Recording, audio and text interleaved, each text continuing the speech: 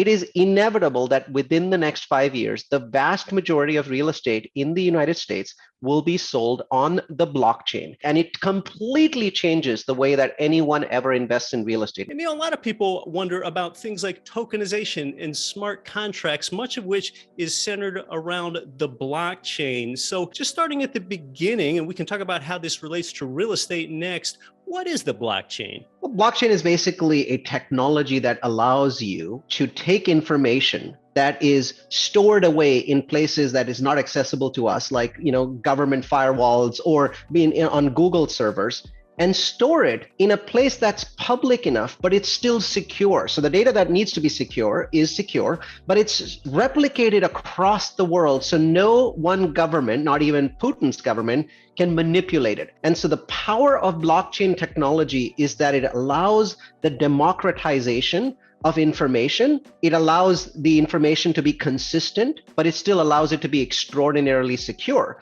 And so the most popular blockchain technology is the currency Bitcoin, but that's just the beginning. To me, I think that you're just scratching the surface of the incredible power of blockchain if you're investing in Bitcoin. Now, I like Bitcoin, I invest in Bitcoin, but the vast majority of my blockchain investments have nothing to do with Bitcoin itself. I believe it's the power, the infrastructure, the backend infrastructure of Web3 that has so much more power.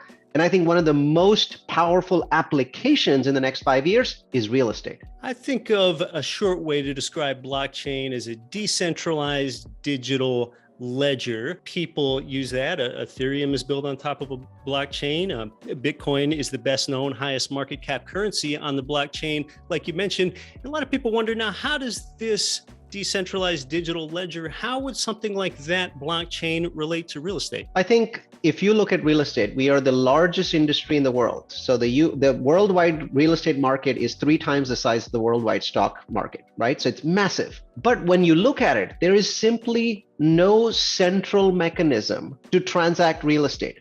Every county in the United States, and there's tens of thousands of them, has a completely different way of registering real estate transactions. That is archaic, it's stupid. Obviously, stocks don't do it. It doesn't really matter which app you use for transacting stocks. You can use Robinhood or E-Trade. It's the same stock, it's the same price. So when you look at every other asset class in the US that's the size of real estate, all of them have become digitally uniform. There's one asset class left, and that's real estate. Now, there's reasons why they're not digitally uniform. Real estate is location specific. It's not as scalable as something like stocks. So it takes longer for that to happen. But it is happening because it is just so much better. So the first house in the US that basically was sold without there being an escrow, a title company involved, was sold in Chicago, and a digital blockchain ledger was used to track this home and to make sure that the transaction was completed successfully. It is inevitable that within the next 5 years, the vast majority of real estate in the United States will be sold on the blockchain. And even better, it can be sold in pieces. The true power is not simply taking all of these offline transactions and recording them on a ledger on the web. That's very powerful, by the way, because if you're, for example, if you and I are fighting over who's got ownership of this, now it never gets to court. The lawyers simply go in, look it up on the web and say, hey, well, sorry, Neil, it's Keith that owns this property. Here's the record. And to be able to do that in a centralized fashion is something that we've been talking about for decades, but the technology didn't exist to make it work and to make it work in a secure fashion. Now it exists. It's called a blockchain, and its usage is going to completely revolutionize the way that we use real estate, especially because of a secondary technology called tokenization. And to make things clear for the listener, I had likened Bitcoin to using a decentralized ledger for its blockchain. Are you talking about using a centralized ledger here for real estate, something different? And tell us about the difference. So, what happens with something like Bitcoin is, right, you have a digital wallet. Let's say you use a 1, 2, 3, 4 password, somebody hacks it, that Bitcoin is now gone forever. Right? But when you invest in real estate, the money actually is not on the blockchain. The money is still in the property. What you're trying to do is you're trying to digitize the ownership of that particular property. So real estate actually works better than something like Bitcoin, where if your wallet gets hacked, you're screwed. But here, you actually can regain control of it. So it is still centralized.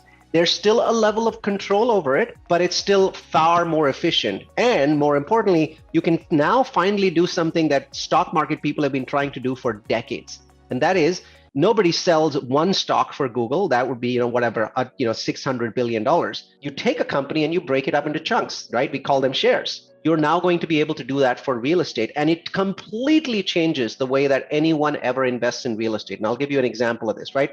So Keith and I go to a party and we're both talking, and there's this guy and he seems very knowledgeable, and he's talking about a certain stock, and he says, I will guarantee that this stock is going to double in value. Well, Keith and I are going to go to a corner, we're going to fish out our phones and use Robinhood or E-Trade, and we're going to buy that stock if we believe him. But 10 minutes later, we go to another guy and he's even better, and he says, I know that there's the single family market in this tiny little market called Idaho Falls is the best in the US. It will grow faster than everybody else. And we both believe him. We believe that for whatever reason he's right. There is simply no mechanism today for us to go out, take out our phones and buy real estate in Idaho Falls. There's friction. That process of that friction takes many, many months.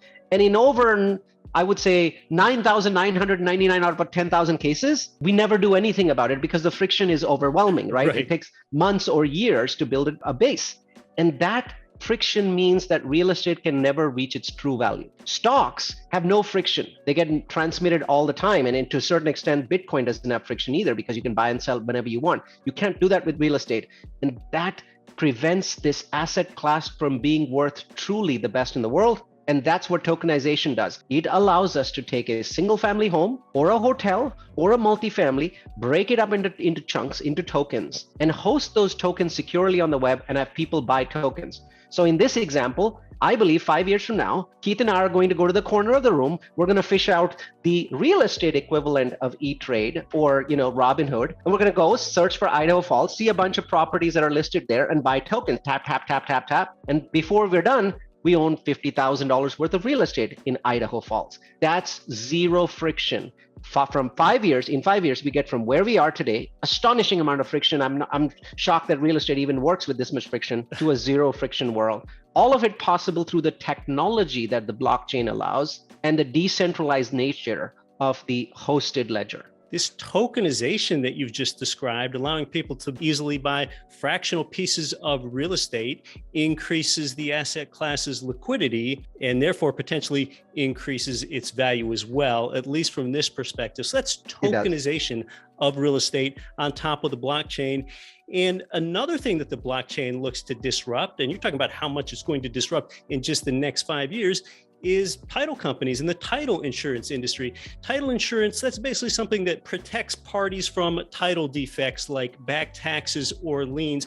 And oftentimes the borrower needs to pay for the lender's title insurance at the closing table before they buy the property. And these are fees which some people feel are exorbitant for these deep searches that are currently being done to make sure that clean titles are there. So just tell us more about how blockchain in real estate could disrupt the title insurance industry, Neil. It just becomes unnecessary. I mean, you look at how many industries in the United States are unnecessary today. The best example that I can give you is, 1996, 1995, we have thousands and thousands of travel agents because travel agents did deep searches within airline, not websites, but airline software to go and find a ticket for you. And eventually technology got to the point where you could actually do just as good of a job as they could. What we're doing is we're using the power of the blockchain to slowly move this offline data, which is in 1,000 different remote places, and moving them to one set of centralized locations and a centralized format, allowing title search to be done maybe in a minute or two,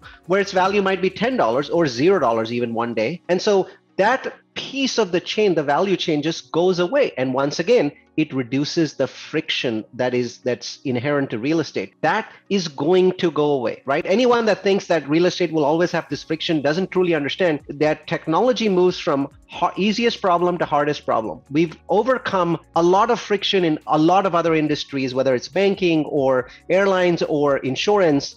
And now the largest amount of venture capital money on the planet is focused on how do I take this thing called real estate and make it frictionless? And the timing is really good because, just like the iPhone couldn't have been made before 2007, you couldn't really make real estate frictionless until a technology called the blockchain existed. It was widely adopted, it had standards, and it had millions of people that know how to program on it. Maybe I can get your last thoughts on the blockchain and tokenization. We've been talking about the upsides of this technology. How about some downsides for blockchain or tokenization as the industry perhaps inevitably moves that direction? This is a question I get a lot, and I like talking about it, right? So you look at how Amazon put a bunch of websites out of business, and you look at how Walmart's put tens of thousands of mom and pop neighborhood stores out of business. Technology has an aggregation effect. It has a effect where the companies at the top always take bigger and bigger portions of the pie. So in the short run, I expect the prices of real estate to go up as friction reduces and liquidity increases. So there's going to be an upswell effect, and it's not just in the US. It's going to happen worldwide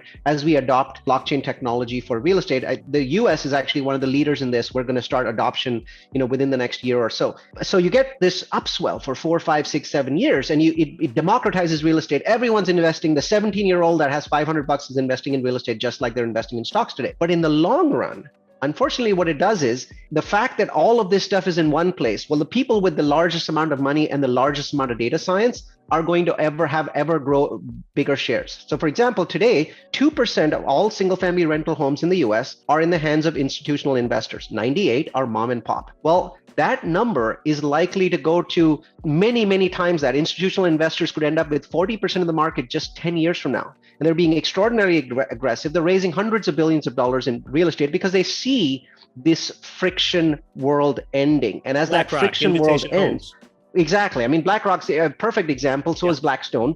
And as these companies come in 10, 15, 20 years from now, you end up with this situation where basically we're not mom and pop operators running our own business. We're basically working in Amazon. And so that's the downside effect that I see.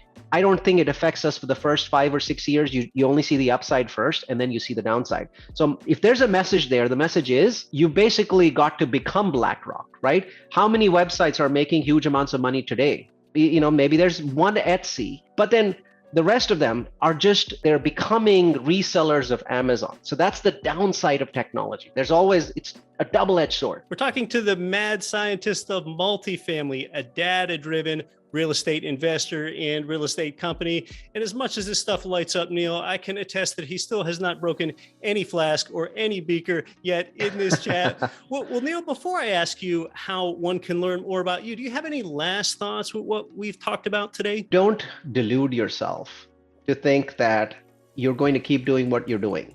That is highly, highly dangerous the next 10 years. And really step out of your comfort zone when it comes to looking at real estate that's not local. Because I think that just like at some point, Americans, instead of flying to local places, started going to Bali and to Dubai, the same sort of stuff is happening with real estate. Look at national trends, don't look at local. You're going to be really hurt if you do that.